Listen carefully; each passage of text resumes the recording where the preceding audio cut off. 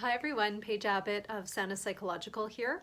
I'm a registered psychologist in the province of Alberta, and just a reminder that self-help materials, including videos like this, aren't a substitute for professional assessment and treatment. So if you are struggling, please see a provider in your local area. Well, I thought that, I try to keep my work and politics separate in the sense that I'm not here to educate people, share my own perspectives and values, debate with people about theirs. As a registered healthcare professional, what I view as my role in politics and in values is to help people connect with their personal beliefs and values and to live in accordance with those in the healthiest way possible. Now, that being said, I am also a human being. I exist on this planet, and I, of course, have seen and been exposed to, just like the rest of you, a lot of the news that's been going on over the last kind of 10 months or so. And let's face it, a lot of that news has been pretty ugly. A world's global pandemic isn't exactly something that's going to boost our spirits. There's been a lot of political kind of upheaval in our neighboring country of the United States, especially recently, and this does have an impact. And that's what I've noticed, is that these things do impact people's mental health and well-being. And so I thought it was time to address this in a video and to encourage people on how they can best support themselves in navigating through these tricky times. So essentially, we are going to look at today, how do you cope and find your way through that ugly news, whether it's the stuff that's happening currently or if there's things that happen in future that you find yourself watching or seeing and you're not really sure how to deal with that. Step number one, I do strongly encourage people to have boundaries with their media viewing.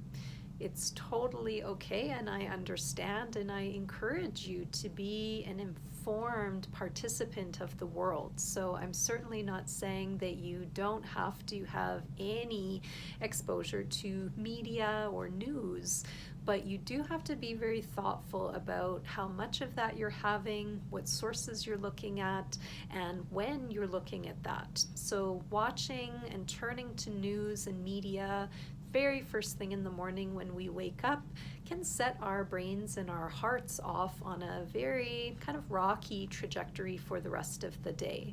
So I would recommend having a more kind of grounding morning routine, whether that involves doing just your basic grooming routine.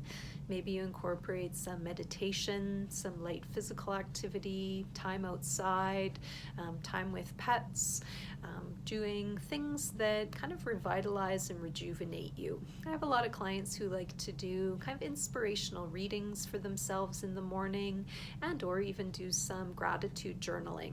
This definitely has a different impact on our psychology as we go through the day than waking up and having that exposure to what's been going on in the world since we last checked. I also would recommend turning off the news and the media a few hours before you're going to wind down for sleep at the end of the day. So just giving your brain a chance to process and unpack any feelings, any thoughts that you're having. So turning off that and maybe looking at things that are just a bit more light for you, more entertaining, rather than the seriousness and the heaviness of the news.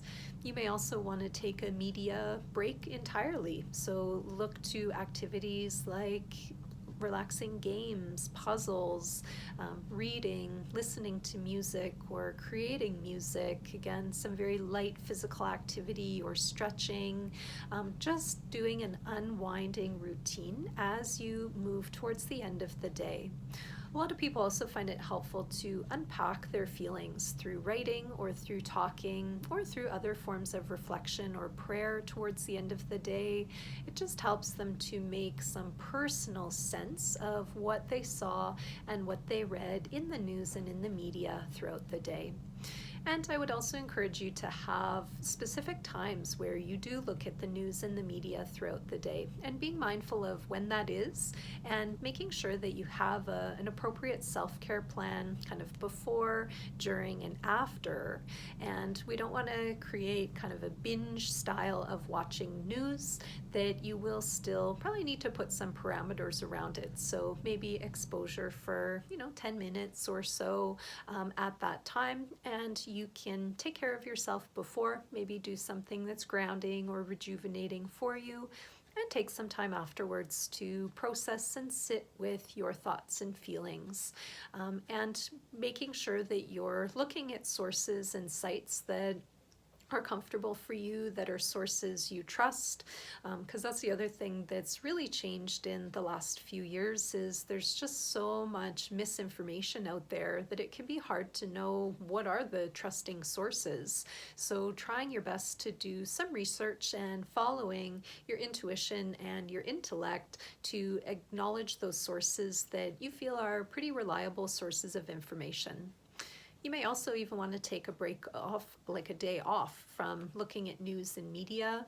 Some people will pick a weekend day to do this when there's not as much usually happening, and that just allows them to kind of detoxify from the ickiness that can come in that exposure. It's also okay to talk about the news and the media, but you may want to have boundaries around this in your conversations with others, meaning it doesn't need to be all that you talk about with them.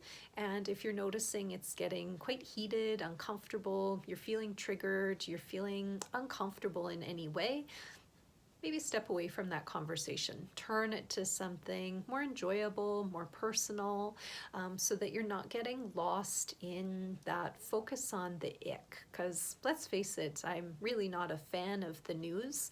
It's not something that promotes psychological well-being or health.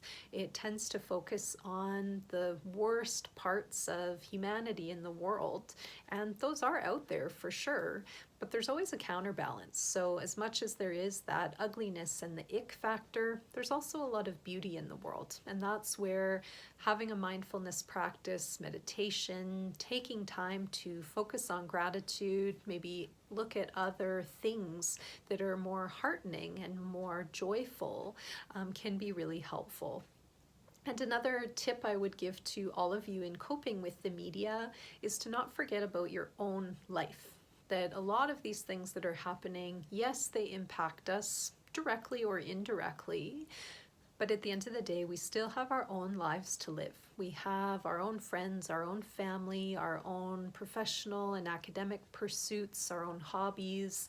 We need to be taking those steps on an individual basis and allowing some of those things on the bigger world stage to occur. Because at the end of the day, we are powerless over a lot of those comings and goings, unless you're in those higher kind of positions of authority or government.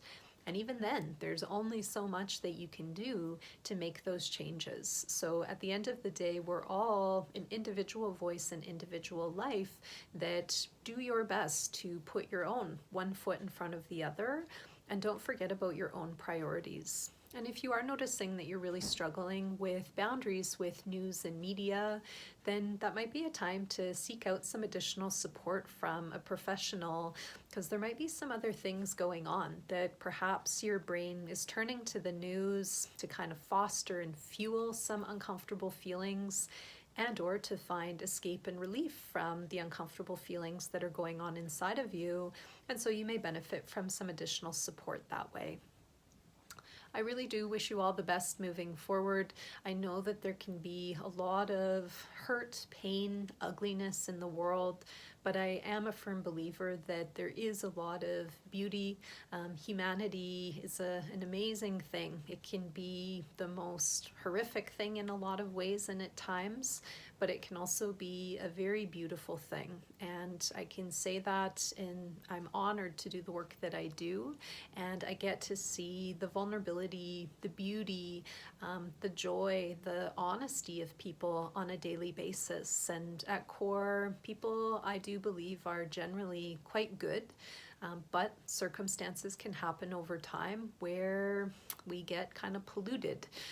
And so all we can do is look at our individual health and try to keep ourselves the healthiest, the sanest, the best possible versions of ourselves that we can, regardless of our genetics and our programming and everything that we've been surrounded by. So keep doing your best in this world that we're living in. I'm certainly trying to do that for myself, and I do practice what I preach. I have boundaries. I'm honestly not very interested in the news, especially politics to begin with, so I think that helps. But I know for those who are, can definitely be a lure and a draw, and it's almost kind of exciting in some ways to look at. But it's also important to have those boundaries and to maintain that focus on your own life. I wish you all of the best in health and wellness, and take care for now. Thanks so much for watching.